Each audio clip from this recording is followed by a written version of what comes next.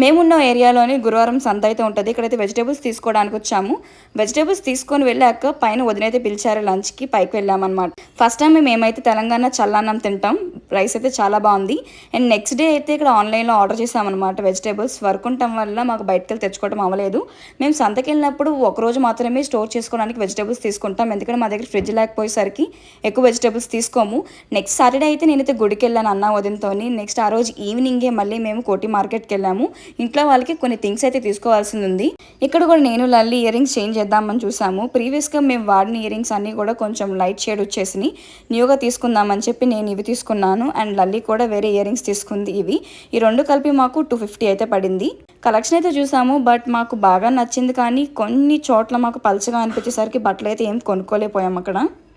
Next అయితే lipstick shades అన్నీ కూడా అయిపోయాయి. కొత్తగా లిప్ లైనర్ అండ్ లిప్స్టిక్ కూడా తీసుకున్నాము. ఇంకా అటు నుంచి అటే సెక్రటరీ వెళ్ళిపోయాం. ఈవెన్ 9 కూడా అవ్వలేదు. ఆ రోజు ఎందుకు పోలీసులు వచ్చి ఫుడ్ కోర్ట్లో ఉన్న వాళ్ళ బండ్లన్నీ కూడా మూపించేశారు. అలా హాఫ్ అన్ అవర్ మూసేశాక మళ్ళీ రీఓపెన్ చేశారు.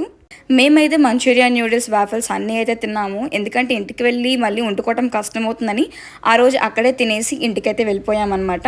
ఈ ఫుడ్ అంతా తినేసాక డీమార్ట్లో కలెక్షన్ చూద్దామని వెళ్తే డీమార్ట్ కూడా క్లోజ్ చేసేసారు. మేము వెళ్ళే టైంకి 10 అయితే అయిపోయింది. ఆ టైంకి డీమార్ట్కి ఎంటర్ చేయలేదు మమ్మల్ని. డైలీ వేర్ నైట్ డ్రెస్సెస్ కొనుక్కుందామని అయితే కోటి బజార్కి వచ్చాము. ఏమీ తీసుకోకుండా లిప్స్టిక్ షేడ్స్ అండ్ వాచెస్ తీసుకొని ఇంటికి వెళ్ళటం జరిగింది.